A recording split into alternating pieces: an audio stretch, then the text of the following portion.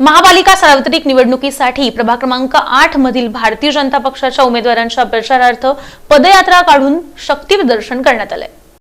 प्रभाग क्रमांक 8 मध्ये भारतीय जनता पार्टीच्या उमेदवारांची भव्य दिव्य पदयात्रा आजोबा गणपतीची महाआरती करून आमदार विजयकुमार देशमुख, चंद्रकांत वानकर यांच्या उपस्थितीत सुरू झाली। ही पदयात्रा सोन्या मारुती, श्रीराम मंदिर, कालिका मंदिर, मसरे गल्ली, नागेश भोगडे घर, मल्लिकार्जुन मंदिर, गीतांजली लॉज, भोई गल्ली, समाचार चौक, कन्ना चौक, माळी गल्ली, देशमुख गल्ली, पाणीवेस तालीम आदी भागातून काढण्यात आली।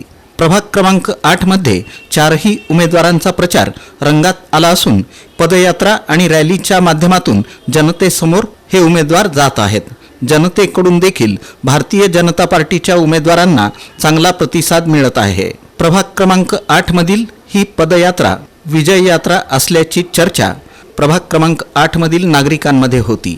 प्रभाग क्रमांक 8 मधील भारतीय जनता पक्षाचे अधिकृत उमेदवार अमर पुदाले, प्रवीण दर्गो पाटील, बबिता धुम्मा आणि गीता गवई यांनी प्रचारात जोर लावला असून यावेळी प्रतिक्रिया व्यक्त करताना आमदार विजयकुमार देशमुख यांनी प्रभाग क्रमांक 8 मध्ये अनेक विकास कामं केली असून मुख्यमंत्री देवेंद्र फडणवीस यांच्या राबवलेल्या विविध कल्याणकारी योजनांमुळे भाजपचा विजय निश्चित असल्याचं म्हटलं।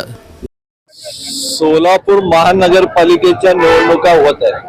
15 तारखेला सोलापूरच्या सगळ्या मतदारांना मतदान करायचं आहे। सगळ्या मतदारांना मी एवढंच आव्हान करतो की येणाऱ्या 15 तारखेला सोलापूर शहराच्या विकासासाठी गेल्या सार्वत्रिक महानगरपालिका निवडणुकीमध्ये जे काही आम्ही जाहीरनामा काढलो होतो त्या जाहीरनामाचे 80 ते 90% कामं आम्ही पूर्ण केलेले आहेत आणि सोलापूर शहराचा विकास हा गेल्या 10 वर्षामध्ये ज्या झपाट्याने चाललाय ते विकास सोलापूर शहर आपण सातत्याने म्हणतो या देशाचे पंतप्रधान नरेंद्रजी मोदी साहेब व या महाराष्ट्राचे मुख्यमंत्री आदरणीय फडणवीस साहेबांनी आपला महाराष्ट्र विकासाकडे नेला आणि आपला देशाला महासत्तेकडे नेला।